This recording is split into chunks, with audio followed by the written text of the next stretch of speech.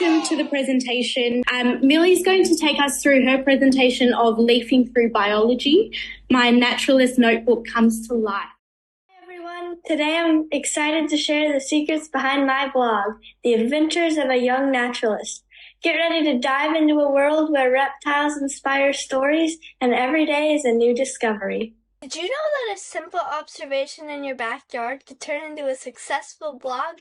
Let me tell you how.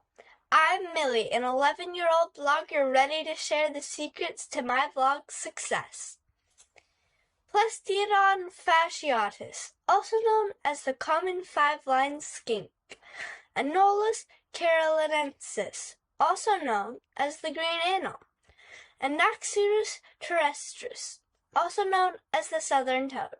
These are the scientific names of various reptiles and amphibians.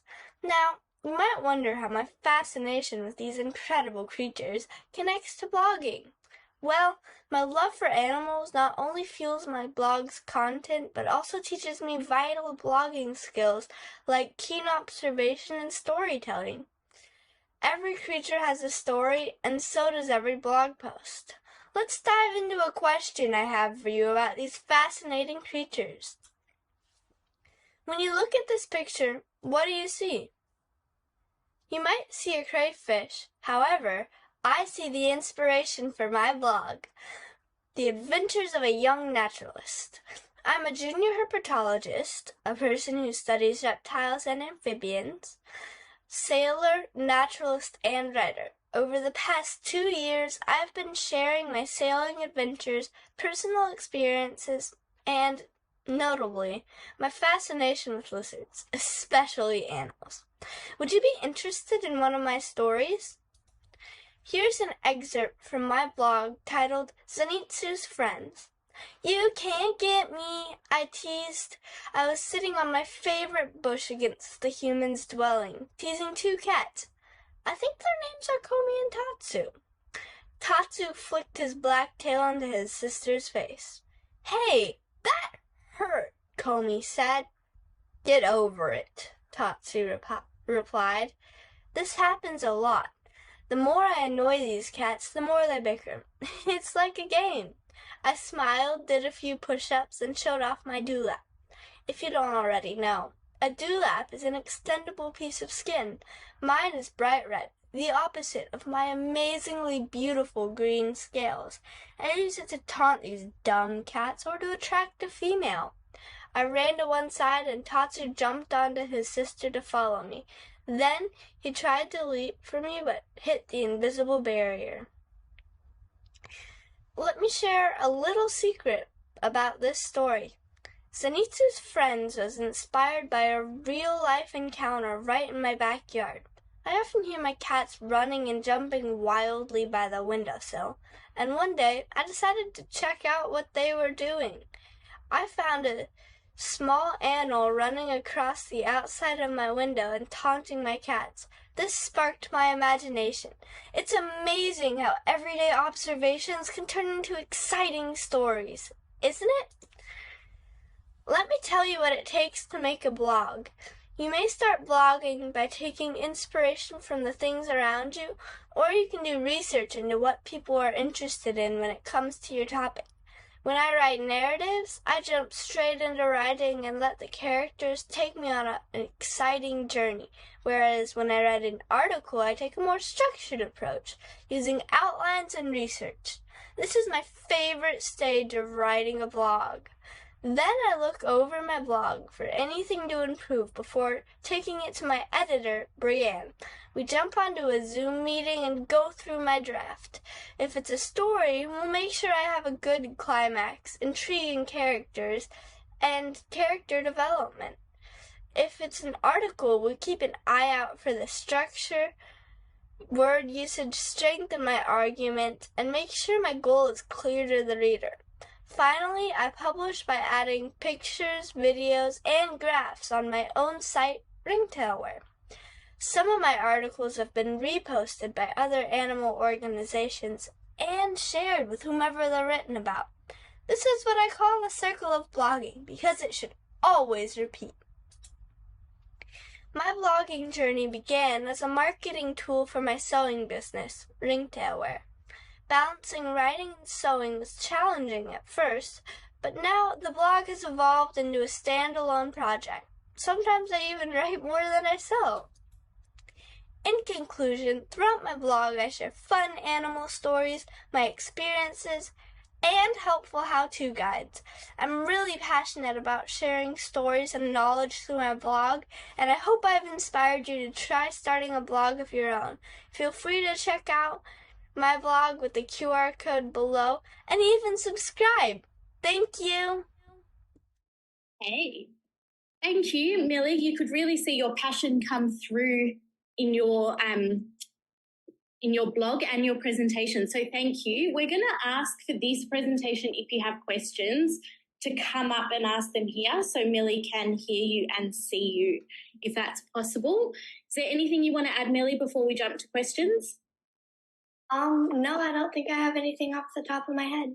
Okay, lovely. All right. Do we have any questions for Millie? Hi, Millie. I'm just wondering, are you interested in becoming a published author in the future? Because I understand that blogging is one of the early stages in getting your writing accepted in moving down into a creative path and becoming a published author. Would you see yourself doing that?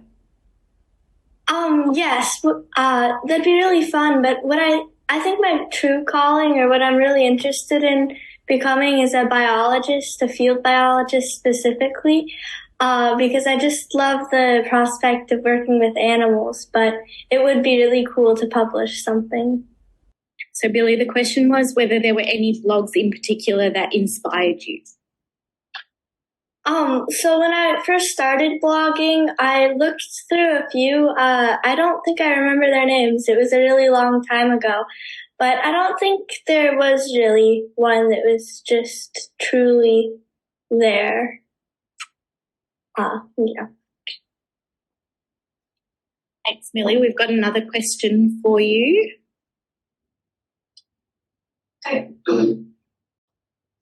You mentioned that you started blogging a long time ago. What age did you start blogging? As you're only 11 and you're writing really good blogs, so it's very impressive.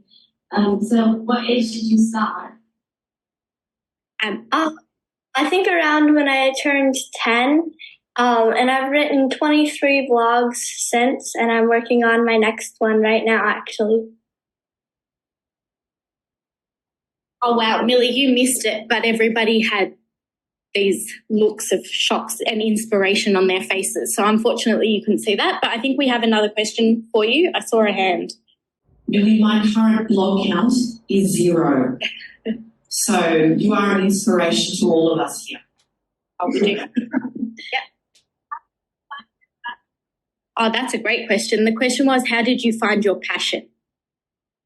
Well, so a while ago, I hated writing. I wouldn't do it. And then I came to a program called Creative Genesis that my mentor, Brianne, she's the creator of that. And it really sparked my imagination and love for writing. And from there, Brianne suggested I start a blog, and she kind of threw the idea out there. And I tried it out, and I've just become a blogger from there. Wonderful. Thanks, Millie. I think we've got one more question. Did you hear that, Millie? Not quite. Not quite. So I think the recommendation was to read someone called Gerald Durrell. And I think you might find further inspiration with him. All right. Any other questions? Yes, we've got one over here. About the sewing passion. Yes, that's a good question. Millie, we want to hear a little bit more about your sewing passion.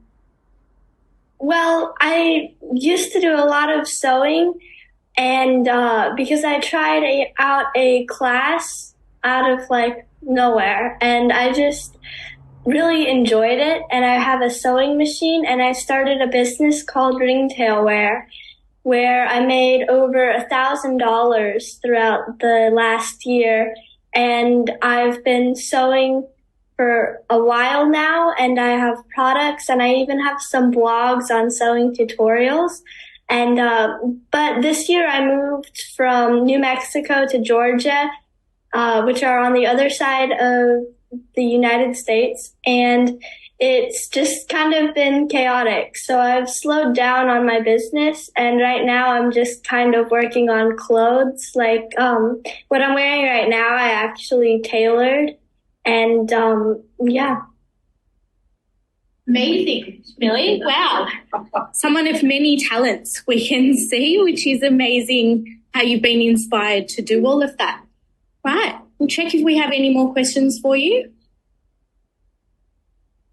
Thank you so much, Millie. I know that it's quite late for you and Brianne, so we really appreciate you popping on and sharing your passion and your creativity with us today.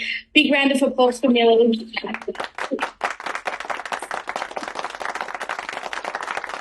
Thank you. I really enjoyed this. I hope I can do it again soon. We look forward to seeing you again soon. Thanks, Millie.